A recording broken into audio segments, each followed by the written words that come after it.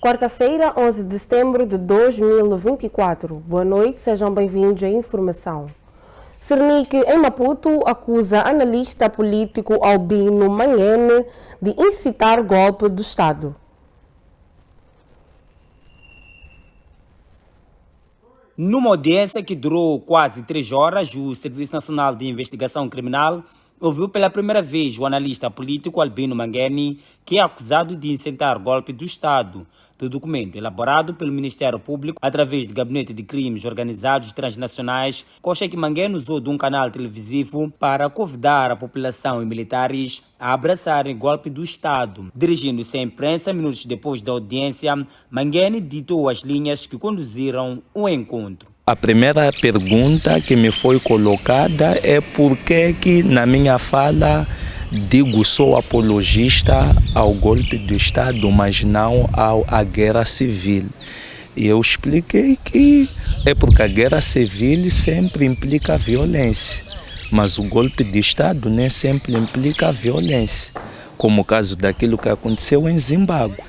O Mugabe sofreu golpe de Estado, mas não houve nenhum ato de violência, de barbaridade, de crueldade. Foi uma transição pacífica. Então eu entendo que no nosso contexto o termo golpe de Estado é um termo que assusta, porque é conotado a violência. Mas, do ponto de vista científico, o golpe de Estado nem sempre pressupõe ou implica em uma violência. Existem golpes pacíficos.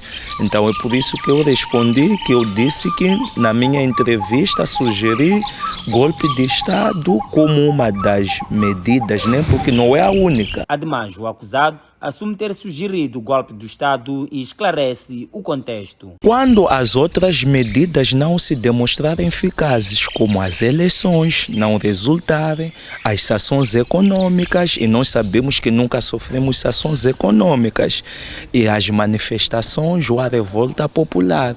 Se não funcionam esses recursos, a última instância que se recorre para um processo de transição. Isso é uma questão de história, é uma questão que estuda-se também em ciência política. Um dos recursos que é o último é o golpe de Estado, mas é usado quando os outros não se demonstram eficazes, é usado se necessário. Por sua vez, Kitera Giringani diz que a acusação não passa de uma perseguição política. Albino Manguene é uma pessoa que está a desafiar o sistema, está a questionar o sistema, está a dizer que o parlamento foi socialmente inútil durante todos esses anos e que é preciso nós termos um parlamento que é verdadeiramente casa do povo e representa as pessoas. Isso se torna um alvo a bater. Aliás, vou lhe trazer a história. Em 2019, quando o Refila Boy concorreu para a Nova Democracia ao parlamento, 18 jovens foram presos em Chocwe. Ficaram 45 dias e nós tivemos que mover mundos e fundos, fazer campanha nacional e internacional para que os jovens serem libertos. No ano passado, quando a Nova Democracia foi-se de novo às eleições, em Gurue, mais de 75 jovens foram presos, foram baleados, foram perseguidos para que se pudesse trocar os resultados eleitorais. De salientar que esta foi a primeira audiência do acusado, devendo voltar ao Cernic esta sexta-feira.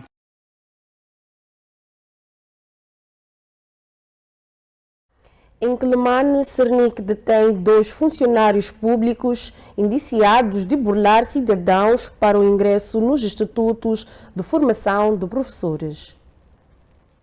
Os filhos dos antigos combatentes eram as principais vítimas, uma vez que um dos burladores é chefe dos recursos humanos da Direção Provincial dos Antigos Combatentes da Zambésia e outro funcionário do governo do distrito de Quelimane.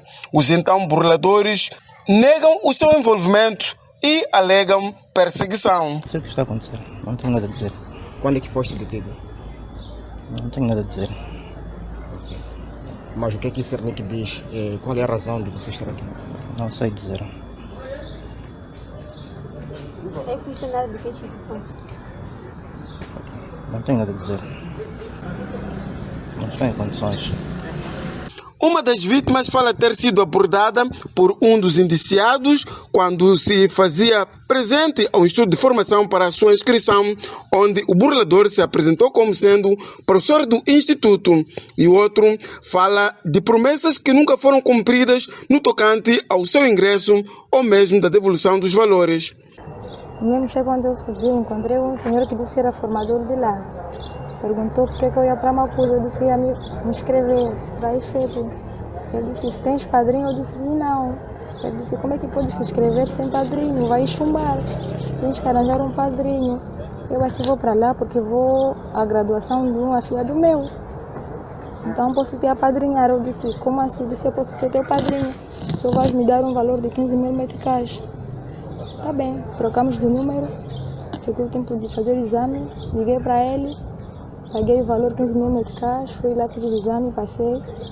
Na entrevista fiquei, foi quando eu liguei para ele, eu disse, dei aquele valor. Então por que eu fiquei? Ele, não, o valor era pouco. Eu disse, mas você não me disse que o valor era pouco. Então, sendo assim, temos que ir com outro amigo, vai conseguir um lugar para ter uma vaga. Daí fui ter com o Célio, fomos juntos até o Célio. Ele pediu o valor de 40.000 meticais, pagando com aquele 15,55. Quem é este Célio? Célio Ireneu Manuel Sombrano. Trabalhando? Com os combatentes ou... Nos combatentes. Aquele senhor pouco idoso? Aquele gordo. Ah, ok. Clarinho? Sim. Então tirei este valor, aquilo já foi fevereiro para março. Março a aula já tinha arrancado. Então eu disse, então, as pessoas estão a estudar. Ele não, espera mais um pouco. Esperei, até então não consegui entrar. Eu disse, como não consegui entrar, só pedi meu valor de volta. Ele andou a prometer datas que ia pagar até desde março, até então não conseguiu devolver o valor. No total, quanto é que pagaste? No total, 55.000. Reembolsou o valor ou não? Até então não reembolsou o valor. O que é que disse? Pronto, são falsas promessas, né? E prestou uma declaração, alegou que estava esperando um financiamento do banco, que até então não foi financiado. Disse que está a vender um terreno, até eu pedi para apreciar o terreno, ver se podíamos negociar o terreno. O Cernic diz que os burladores não são delinquentes primários e já contam com algum cadastro. Não são delinquentes primários, são habituais porque o cadastro deles nos provou também. E de forma recorrente vão fazendo isto e não se arrepende porque temos informações que já têm processos noutros distritos, no caso de Namacurra, até já tem despacho de pronúncia que a breve trecho vão ser também responsabilizados pelos seus atos. Uma das vítimas foi quem denunciou depois de se aperceber de uma das incursões dos burladores.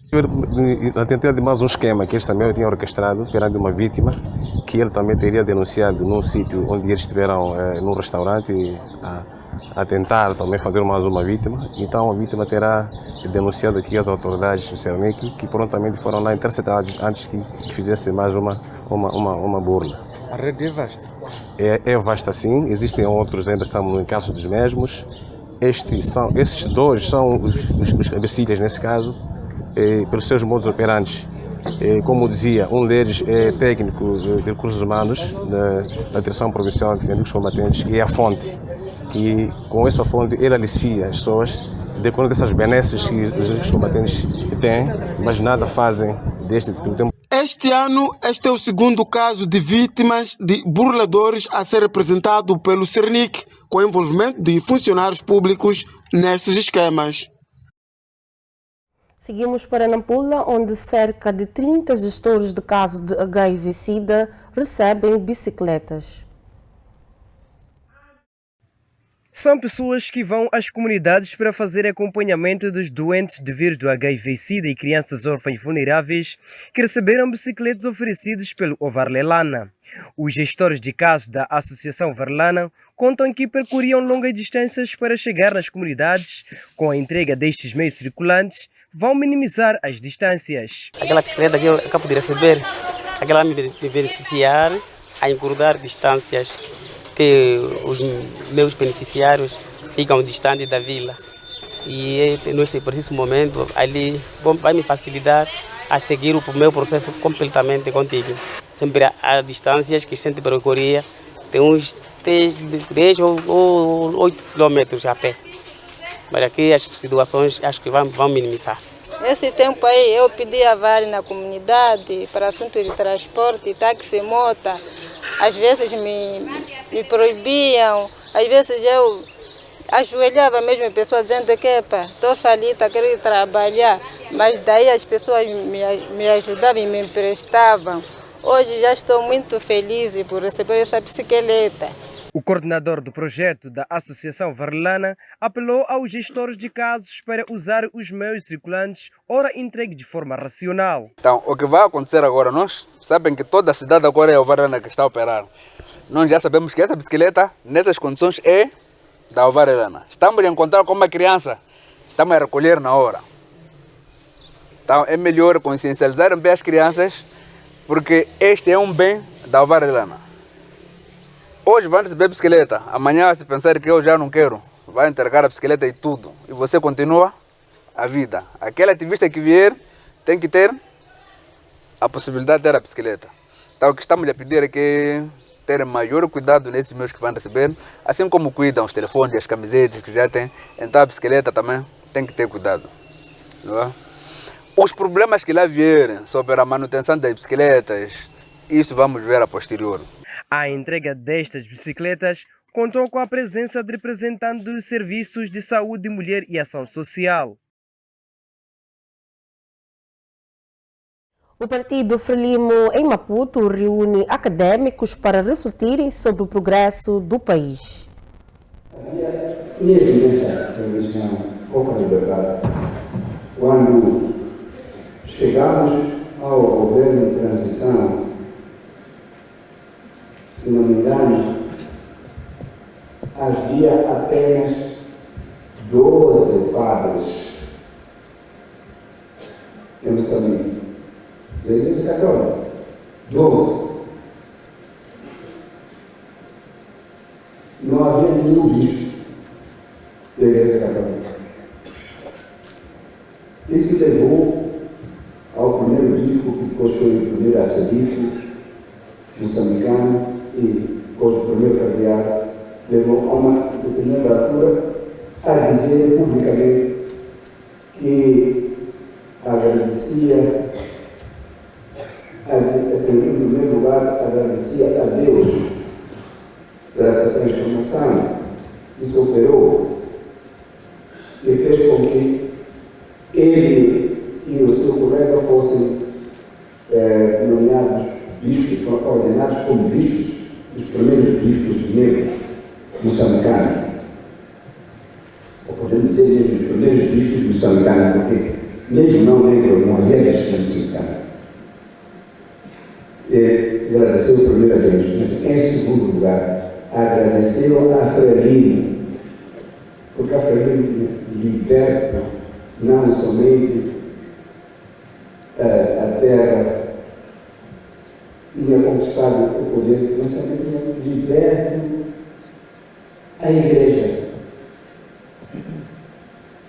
e aberto o caminho para que a religião fosse uma religião, não um instrumento apenas do fascismo.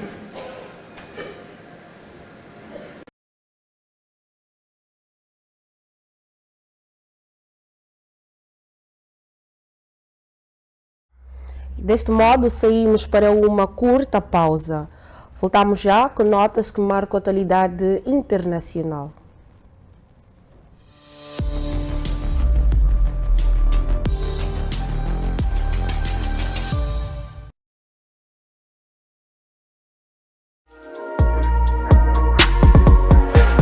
Olá família, eu sou o Manas Laser e desta forma eu passo para lhe fazer o convite a assistir o programa FTV Hits. Programa este que vai ao ar de segunda a sexta a partir das 16h30. Eu só quero estive, mas ninguém. Essa distância entre nós não me faz bem, não me faz bem. Hey menina, valoriza tua melanina, pois ela que te deixa mais linda. Aqui você acompanha todas as novidades do mundo da música, atualizações das carreiras dos artistas. Aquela música é baseada em fatos reais, como é que é? Nada, quem me dera conhecer alguém assim. Qual é o critério que o Rolê usa para poder fazer seleção das pessoas com qual trabalha? É um bocado complicado, bro. Mistura já som de DJ Dilson.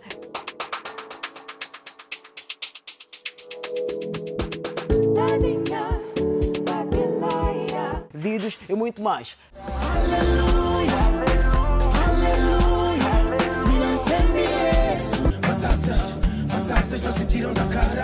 Juntamos como meu, seja mais humilde.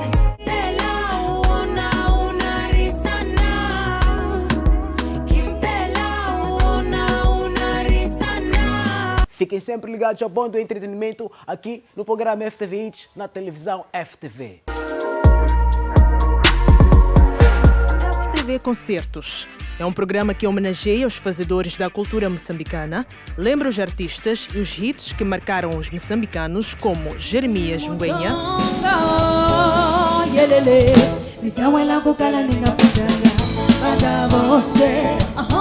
Stuart Sukuma, Arrecadam prendas de casamento com festas de arroz. Fernando Chiuri,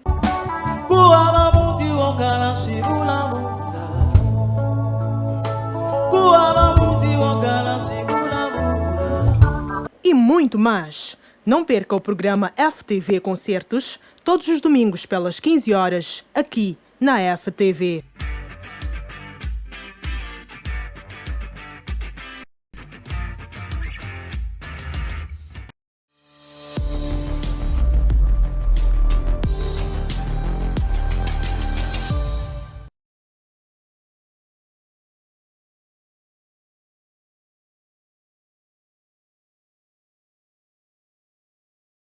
Mais uma vez, boa noite. Estamos de volta com o Telenotícias, desta vez para olhar a página internacional, onde a República Democrática do Congo recebe 50 mil vacinas do Mpox dos Estados Unidos da América. O surto da Mpox, ou simplesmente varíola dos macacos, continua a preocupar o mundo devido à sua rápida propagação. Na República Democrática do Congo, país mais afetado pela doença, os casos estão mais concentrados nas províncias de Equator, Kivu do Sul e Sakur, onde irá iniciar a vacinação no próximo dia 2 de outubro, segundo as autoridades locais. Esta terça-feira, o país africano recebeu 500 mil doses de vacina enviadas pelos Estados Unidos da América. Esta não é o primeiro lote de vacina contra a Mpox a chegar naquele país africano. Na semana passada, a União Europeia enviou 200 mil doses de vacina. As 250 mil doses já recebidas na República Democrática do Congo apresentam apenas uma fração das 3 milhões de doses que as autoridades dizem necessárias para acabar com o surto. Os países da União Europeia comprometeram-se em doar mais de 500 mil doses, mas o calendário para sua entrega não é claro. Desde o início de 2024, foram confirmados 5.549 casos de Mpox no continente, com 643 mortes associados, representando um aumento no número de infecções e mortos em comparação aos anos anteriores. Os casos na República Democrática do Congo representam 91,9% do número total do mundo. Na semana passada, o Centro Africano do Controle e Prevenção da Doença e a Organização Mundial de Saúde lançaram um plano de resposta ao surto de Mpox em todo o continente, avaliado em 600 milhões de dólares, 3 semanas depois da OMS ter afirmado que o surto em 12 países africanos constitui uma emergência global. O Papa Francisco aterra em Singapura depois de celebrar missa em Timor-Leste.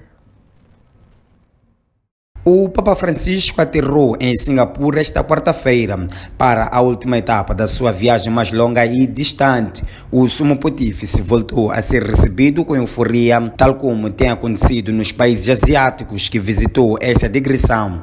Desta vez, por um grupo de crianças a dançar. Francisco recebeu ainda as boas-vindas logo no aeroporto do ministro da Cultura, Comunicação e Juventude de Singapura, Edwin Tong, e do embaixador de Singapura na Santa Santa Sé. Em Singapura, os católicos representados apenas 3,5% e os budistas são o maior grupo religioso, representando cerca de 33%.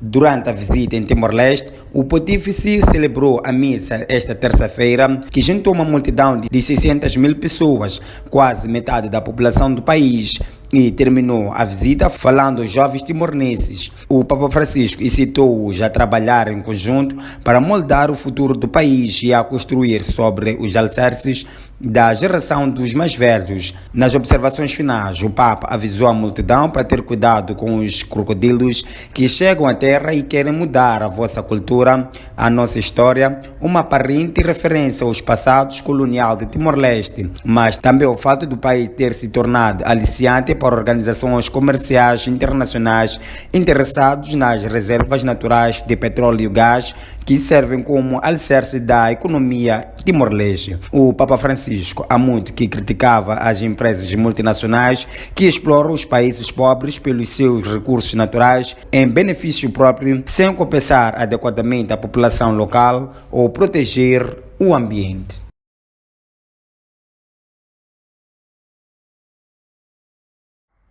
E é com nota sobre a visita do Papa Francisco a Singapura que colocamos um ponto final à presente edição do Telenotícias, com promessas de cá voltar com mais notas que marcam a atualidade nacional e internacional.